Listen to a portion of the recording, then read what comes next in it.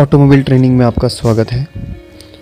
आज हम जिस टॉपिक की बात करेंगे उस टॉपिक का नाम है एयर कंडीशनिंग सिस्टम, यानी वाहन में जो एसी सिस्टम इस्तेमाल किया जाता है उसके विषय में हम समझेंगे और जानेंगे कि ये प्रणाली किस प्रकार कार्य करती है, इसके मुख्य पार्ट्स कौन से हैं और उनकी इंस्पेक्शन कैसे की जा सकती है। अगर आप इस चैनल पर नए हैं तो चैनल को सब्सक्राइब करना ना भूलें। लेटेस्ट वीडियो को प्राप्त करते रहने के लिए कृपया बेल आइकन को जरूर दबाएं। MMV टेक्निकल यूट्यूब चैनल पर आपको बहुत सारे ऑटोमोबाइल से रिलेटेड यानी मोटर मैकेनिक कोर्स से रिलेटेड आपको वीडियो मिलेंगे जो आपको कोर्स में हेल्प करें। Types of air conditioning. हमारे सराउंडिंग एरिया में बहुत सारे कूलिंग सिस्टम हमें देखने को मिलते हैं, जिसमें एक होता है सेंट्रल एयर कंडीशनिंग सिस्टम जो कि ऑफिसेज में इस्तेमाल किया जाता है। एक होता है स्प्लिट एयर कंडीशन सिस्टम यानी जो विंडो पे लगा हुआ होता है एसी। एक होता है रूम एयर कंडीशन सिस्टम जिसमें दो पार्ट में इसको डिवाइड किया गया है, एक कूलिंग वाला पार्ट जो कि रूम में होता है और एक हीट रिमूवर वाला पार्ट जो रूम के बाहर लगा होता है। इसके अतिरिक्त इवेपोरेटर कूलर को भी एयर कंडीशनिंग की श्रेणी में ही रखा जाता है, तो ये भी हमारा जो है कूलिंग करने का ही काम करता है। आइए समझते हैं कि किस प्रकार से ये चीज़ें काम करेंगी। तो आगे बढ़ते हैं टॉपिक में। Human comfort temperature. Human generally feel comfortable 22 degree Celsius to 27 degree Celsius, यानी एक ह्यूमन बॉडी हैप्पी फील करेगी, रियलाइज करेगी कौन से टेम्परेचर पे, 22 से 27 डिग्री के बीच में। यदि इस टेम्परेचर से टेम्परेचर ज़्यादा होने लगा, वो ज़्यादा बढ़ने लगा तो क्या होगा, पसीना आने लगेगा और वो अनकंफर्टेबल हो जाएगा ह्यूमन के लिए। और यदि टेम्परेचर 22 और 27 डिग्री से डाउन हो गया तो क्या होगा, ठंड लगने लगेगी और हम सही प्रकार से कार्य नहीं कर पाएंगे, यानी अनकंफर्टेबल महसूस होने लगेगा। तो यहाँ पर हमने ये चीज़ समझी, कंफर्टेबल टेम्परेचर क्या है ह्यूमन के लिए। तो 22 से 27 डिग्री के बीच का टेम्परेचर ह्यूमन कंफर्टेबल के लिए सही माना जाता है। What is air conditioning system. जब भी कोई एयर कंडीशनिंग सिस्टम बोलता है या एसी बोलता है तो हमारे दिमाग में सबसे पहला शब्द जाता है कि ये मतलब है क्या चीज़, इन शब्दों का मीनिंग क्या है। तो आइए उसके बारे में थोड़ा सा समझने का प्रयास करते हैं। Air conditioning system. Air conditioning is the control of temperature, humidity, purity, cleaning and motion of air in A close space, यानी एक क्लोज बंद जगह पर हवा की कंडीशन, हवा की जो अवस्था है उसको कंट्रोल करना। और उसमें कौन कौन से पैरामीटर कंट्रोल हो रहे हैं, टेम्परेचर, ह्यूमिडिटी यानी आर्द्रता यानी नमी जिसे हम बोलते हैं, प्योरिटी उसकी शुद्धता की बात हो रही है, क्लीनिंग साफ सफाई की बात हो रही है, मोशन एयर का जो फ्लो होगा, जो हमें मिलेगा उसका फ्लो यानी बहाव जो है वो कैसा होगा। तो ये चीज़ें एयर कंडीशनिंग सिस्टम के अंतर्गत आती हैं। वे सारी चीज़ें जो एयर कंडीशनिंग में आ रही हैं जैसे temperature, humidity, purity, cleaning and motion of air, ये कैसा होना चाहिए, ह्यूमन को कंफर्ट देने के योग्य होना चाहिए। अब बात कर लेते हैं कि हीटिंग क्या होती है। If system absorb and add the heat at normal temperature it's called heating process. यानी यदि कोई वस्तु है हमारे पास, वो नॉर्मल टेम्परेचर है उसका, लेकिन एक्सटर्नली उसके बराबर में मान लीजिए कोई चीज़ रखी हुई है और उसकी गर्मी उसके अंदर जा रही है, यानी नॉर्मल टेम्परेचर पे वो जो ऑब्जेक्ट है उसने क्या किया, हीट को ऑब्जॉर्व कर लिया, ऐड कर लिया अपने अंदर, तो वो क्या होगी, धीरे धीरे गर्म होने लग जाएगी। जैसे हम चाय गर्म करते हैं पतीले में, इसके अलावा और भी बहुत सारे एग्जाम्पल्स हो सकते हैं। कूलिंग की अगर हम बात करें, if system remove transfer the heat at normal working temperature. It's called cooling process. यानी कि कोई वस्तु है, कोई पार्ट है जो अपने वर्किंग टेम्परेचर पे है, लेकिन किसी रीज़न से उसकी जो हीट है, उस ऑब्जेक्ट के अंदर जो हीट छुपी हुई है वो क्या हो रही है, वो रिमूव हो रही है, उसके अंदर से बाहर निकल रही है। तो जब हीट उसके अंदर से बाहर निकलेगी तो क्या होगा, कूल होने लगेगा, ठंडा होने लगेगा। तो इस एग्जांपल के लिए जैसे हमें ठंड लगती है, तो ठंड हमें लगती क्यों है, क्योंकि हमारे शरीर की जो हीट होती है वो बाहर निकलने लगती है, इसलिए हमें ठंड लगती है। तो हीटिंग और कूलिंग यानी ह्यूमन को कब गर्मी लगेगी और कब ठंड लगेगी, कब ठंड लगेगी और कब गर्मी लगेगी की बात करें तो जब इंसान की बॉडी हीट अब्जॉर्ब करने लगेगी तो उसे गर्मी महसूस होगी, और जब वो अपनी हीट रिमूव करने लगेगा, अगर ह्यूमन अपनी बॉडी का टेम्परेचर रिड्यूस करने लगेगा, रिमूव करने लगेगा, तो उसे ठंड महसूस होगी। आइए समझते हैं HVAC। ज़्यादातर वाहनों में HVAC सिस्टम का इस्तेमाल किया जाता है। तो आइए इसके फुल फॉर्म पे बढ़ते हैं। Heating, ventilation and air conditioning. Heating, ventilation and air conditioning is the technology of indoor vehicular environment comfortable, यानी वाहन के अंदर एक ऐसा कंफर्टेबल जोन क्रिएट करना। उसके लिए क्या क्या चीज़ें होंगी, heating, ventilation and air conditioning. Air conditioning हम ऊपर समझ चुके हैं। आगे बढ़ते हैं। It's goal to provide thermal comfort and acceptable indoor air quality, यानी अब जो बात हो रही है वो किस चीज़ की हो रही है, थर्मल कंफर्ट और इंडोर एयर क्वालिटी की। यानी अब तापमान के अनुसार हमें चीज़ों को सेपरेट करना है ताकि ह्यूमन कंफर्ट मिले और एयर की जो क्वालिटी है वो भी सही हो। वेंटिलेशन की बात करें अगर हम, ventilation often refers the delivery of the outside air in the cabin into the cabin।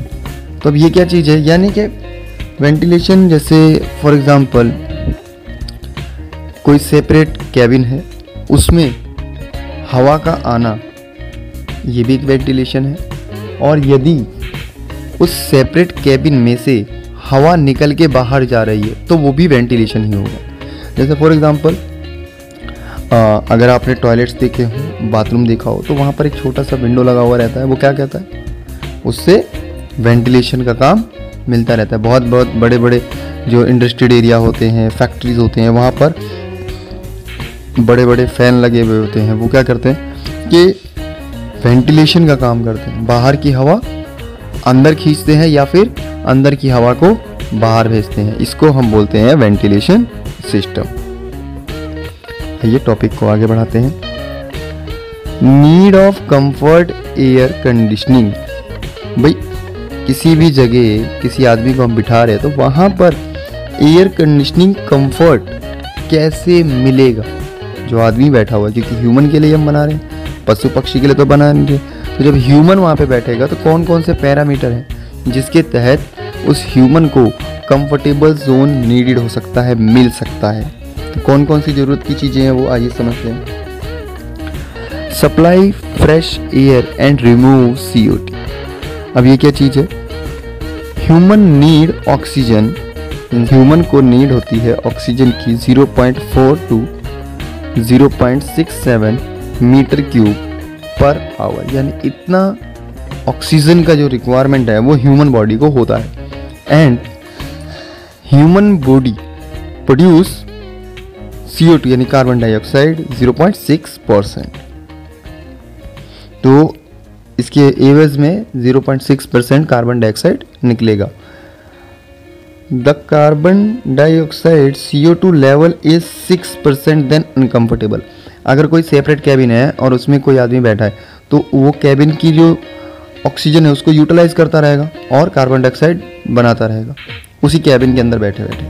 तो वो क्या होगा कि वो जो कैबिन है उसके अंदर धीरे धीरे कार्बन डाइऑक्साइड की मात्रा बढ़ती चली जाएगी। और यदि वे परसेंटेज 6 से ज़्यादा हो गई, 6% से यदि अधिक हो गई, तो ह्यूमन को अनकंफर्टेबल फील होने लग जाएगा।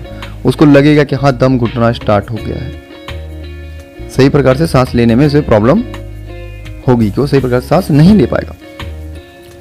If the CO2 level more than 10%, that time human unconscious, यानी यदि कार्बन डाइऑक्साइड का लेवल उस पर्टिकुलर स्पेस में जहाँ पर ह्यूमन है अगर 10% से अधिक है उस एरिया में, तो आदमी क्या होगा, बेहोशी की हालत में जाने लगेगा। एंड लास्ट फाइनली अगर ये परसेंटेज रेशो धीरे धीरे बढ़ता ही चला जाए और ऑक्सीजन की कमी हो जाए, तो ह्यूमन जो है वो डाई हो सकता है, मर सकता है। तो यानी कि वहाँ पर फ्रेश ऑक्सीजन को कंटिन्यू पहुँचाना ज़रूरी होगा और साथ ही साथ इस चीज़ का ध्यान रखना है कि कार्बन डाइऑक्साइड रिमूव होती रहे। आइए आगे बढ़ते हैं। ह्यूमन हीट यूज़, यानी इंसान कितनी ऊष्मा का उपयोग कर रहा है उसकी बात करेंगे। Human heat use 20% his body more going to the atmosphere and need to control the body heat remove. इंसान के शरीर में यदि 100% टेम्परेचर कुछ जनरेट हो रहा है, हीट हो रहा है, शरीर गर्म हो रहा है, उसका 20% तो ह्यूमन बॉडी यूज़ करती है, बाकी जो 80% होता है वो कहाँ चला जाता है, एटमॉस्फेयर में। यानी 20% ह्यूमन बॉडी के अंदर टेम्परेचर रहना चाहिए, हीट रहनी चाहिए। तो यहाँ पर हमें बॉडी के अंदर से निकलने वाला, बॉडी के अंदर से रिमूव होने वाली जो हीट है उसको कंट्रोल करने की आवश्यकता होगी, क्योंकि अगर बिल्कुल 100% ही उसके अंदर से हीट निकलेगी फिर तो उसे ठंड लगने लग जाएगी। यानी 20% उसके शरीर को हीटअप भी रखना जरूरी होगा। आइए बात कर लेते हैं moisture control. Human body lose the moisture at comfortable time. जब वो बिल्कुल कंफर्टेबल जोन में होता है तो इंसान की जो बॉडी होती है वो क्या करती है, मॉइस्चर क्या करती है, छोड़ने लग जाती है, मॉइस्चर आना स्टार्ट हो जाता है। मोर air moisture creating the uncomfortable zone. यदि अपेक्षा से अधिक मॉइस्चर हो गया तो वो भी अनकंफर्टेबल जोन क्रिएट कर देगा। So need to fresh air come from the atmosphere. तो इसके लिए अब जरूरी क्या है कि बाहर की फ्रेश हवा आ सके एटमॉस्फेयर से उस पर्टिकुलर कैबिन के अंदर। वहाँ पर एक फ्रेश एयर का भेजना बहुत ज़्यादा जरूरी होगा। अब बात कर लेते हैं need the flow of air. अब बात कर लेते हैं कि भाई कितनी ज़रूरत है एयर के बहाव की, यानी उसकी पर्टिकुलर स्पीड की हम यहाँ बात करेंगे। If the air flow is very high and low, यदि हवा का प्रेशर बहुत ही ज़्यादा आ रहा है या बहुत ही स्लो आ रहा है, it's make uncomfortable zone.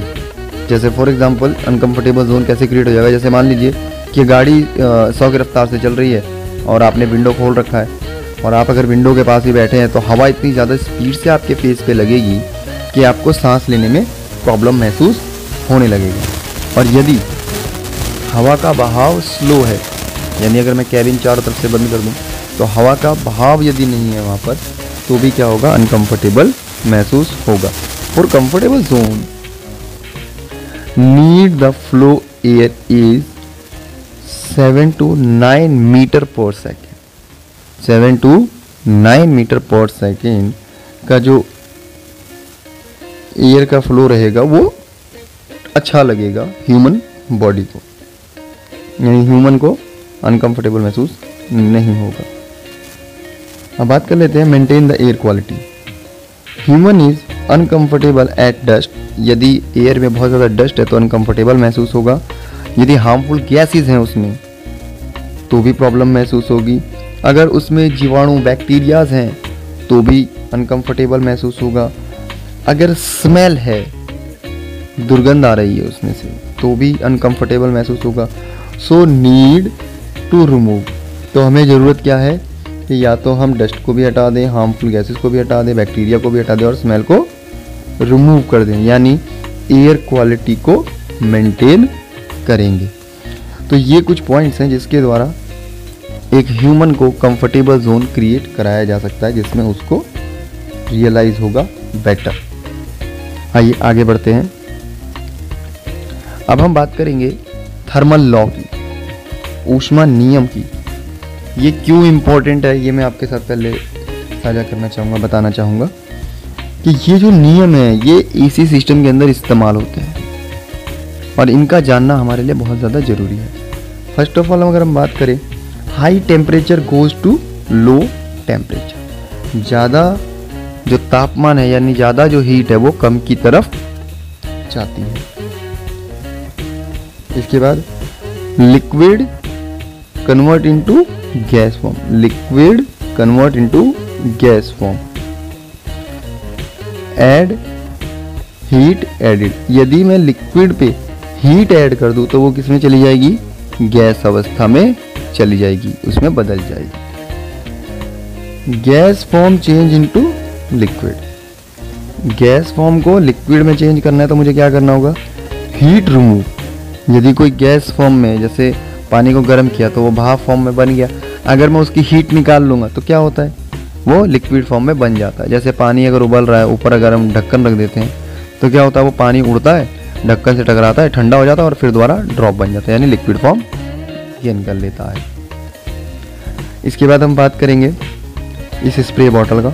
Spray bottle के अंदर जो लिक्विड है उसका टेम्परेचर है 25 डिग्री सेल्सियस, लेकिन जब उसको स्प्रे किया गया तो यहाँ पर जो एरिया है, वेपर जो बना वो है 12 डिग्री सेल्सियस का। इसका अर्थ ये हुआ कि यदि कोई लिक्विड वेपराइज फॉर्म में जाता है तो टेम्परेचर रिड्यूस हो जाता है। इसको दूसरे शब्दों में हम समझ सकते हैं कि यदि कोई लिक्विड छोटे से हॉल से स्प्रे के रूप में बाहर निकलता है तो स्प्रे वाला एरिया ठंडा हो जाता है। क्यों होता है ठंडा, ये भी हमें समझना होगा। यहाँ से तो प्योर लिक्विड फॉर्म गया, लेकिन यहाँ से जाने के बाद क्या हुआ, एटम्स टूट गए। जो लिक्विड फॉर्म था वो क्या हो गया, टूटने लगा, और जब टूटने लगा तो उसकी वजह से टेम्परेचर रिड्यूस हो गया। अब यहाँ पर ये एक एग्जांपल हम समझेंगे। एक चाय रखी हुई है जिसका टेम्परेचर लगभग 85 डिग्री सेल्सियस है और 35 डिग्री सेल्सियस एटमॉस्फेयर का टेम्परेचर है। तो यदि मुझे इस चाय को ठंडा करना है, यानी 85 डिग्री से डाउन लेकर के आना है, तो एटमॉस्फेयर में ऑलरेडी 35 डिग्री सेल्सियस है। तो अगर मैं थोड़ी देर के लिए इसको रख दूँ तो इसकी हीट अपने आप क्या होगी, एटमॉस्फेयर में चली जाएगी। तो चाय क्या होगी, 35 डिग्री तक यानी सामान्य तापमान तक आ जाएगा। तो क्या मैंने इस चाय को ठंडा करने के लिए, इस एटमॉस्फेयर तक ले जाने के लिए मैंने क्या कोई मशीन लगाई? इस चाय को ठंडा करने के लिए यानी 35 डिग्री तक ले जाने के लिए according to the atmosphere temperature, चाय को एटमॉस्फेरिक टेम्परेचर तक ले जाने के लिए मैंने कोई मशीन नहीं लगाई। बस मैंने थोड़ी देर क्या किया, चाय को छोड़ दिया और इसकी हीट क्या हुई, अपने आप ही एटमॉस्फेयर में चली गई और एटमॉस्फेयर का टेम्परेचर इसका टेम्परेचर सेम हो जाएगा। अब बात कर लेते हैं, एटमॉस्फेयर में 35 डिग्री टेम्परेचर है और मैं इस 35 डिग्री टेम्परेचर को कम करना चाहता हूँ, यानी मैं लेके जाना चाहता हूँ 12 डिग्री सेल्सियस पे। तो यहाँ पर एटमॉस्फेयर की तुलना में यदि हम और अधिक टेम्परेचर ड्रॉप आउट करना चाहते हैं तो हमें मशीन का इस्तेमाल करना पड़ेगा। जैसे हमारे घर में एसी होता है, फ्रिज होता है इत्यादि। तो यहाँ पर हमें एक चीज़ समझ में आई कि एटमॉस्फेयर टेम्परेचर से यदि अधिक टेम्परेचर है उसको कम करने के लिए हमें मशीन की ज़रूरत नहीं है। यानी एक चाय का कप अगर मुझे ठंडा करना है, चाय उसमें गर्म और मुझे ठंडा करना है तो मैं ऐसे रख दूंगा, वो हीट एटमॉस्फेयर में चली जाएगी। लेकिन यदि मुझे हीट से जो एटमॉस्फेयर में जो हीटिंग टेम्परेचर मुझे मिला हुआ है, जैसे यहाँ पर आप देख रहे हैं 35 डिग्री, ये एटमॉस्फेरिक टेम्परेचर, अगर मुझे इससे भी टेम्परेचर डाउन करके 12 डिग्री पे जाना है तो मुझे इस जगह पर एक मशीन लगानी पड़ेगी। क्लियर है ये चीज़? तो आई होप आपको ये स्क्रीन समझ में आई होगी। यही सभी नियम हम आगे आने वाले टॉपिक के अंदर पढ़ेंगे कि वो क्या काम कर रहा है। अब यहाँ पर हम बात करेंगे एयर कंडीशनिंग पार्ट्स। जो एयर कंडीशन सिस्टम हम इस्तेमाल कर रहे हैं उसमें कौन कौन से मुख्य पार्ट्स होते हैं, ये जानना क्यों ज़रूरी है क्योंकि लगभग सभी एसी सिस्टम में एक ही प्रकार के पार्ट्स लगे हुए होते हैं, बस साइज का फर्क आ जाता है कि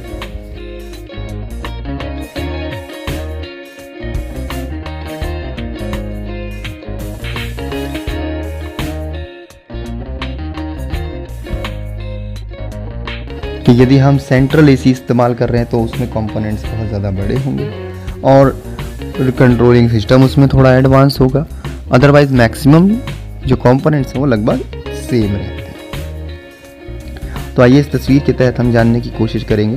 कुछ इस प्रकार का फिगर आउट होता है उसमें। तो यहाँ से हम कंप्रेशर से स्टार्ट करते हैं। First of all the compressor, जो कि कुछ इस प्रकार का दिखेगा। इसके बाद कंडेंसर, जो कि कुछ इस प्रकार का दिखेगा, यहाँ पर कुछ ऐसे नज़र आएगा। इसके बाद रिजर्व ड्रायर, जो कि कुछ इस प्रकार का यहाँ पर है और फिजिकली ऐसा नज़र आता है। द एक्सपेंशन वॉल, जो कि यहाँ पर है और रियलिटी में ऐसा नज़र आता है। इवेपरेटर, जो कि स्क्रीन में ऐसा दिख रहा है आपको डायग्राम में, और जबकि रियलिटी में ऐसा नज़र आता है। तो ये हो गए कुछ मेन कंपोनेंट्स। अब कुछ और भी कंपोनेंट्स है जो इसके साथ ऐड ऑन किए गए हैं, जैसे फैन। यहाँ पर कंडेंसर फैन लगा हुआ है और यहाँ पर इवेपरेटर फैन लगाया गया है। इसको ब्लोअर मोटर भी बोला जाता है, इवेपरेटर फैन को, और इसे कंडेंसर फैन या फिर रेडिएटर फैन के नाम से भी जाना जाता है। आइए आगे बढ़ते हैं अनदर टॉपिक पर। इसके अलावा क्लच लगा हुआ होता है हमारे कंप्रेसर के इस वाले पॉइंट पर, ये वाला जो पॉइंट आप देख रहे हैं, ताकि जब हमें कंप्रेसर ऑन करना हो तो हम इसको क्लच असेंबली को वर्किंग करवा के पावर सप्लाई से इसे ऑन कर सकें।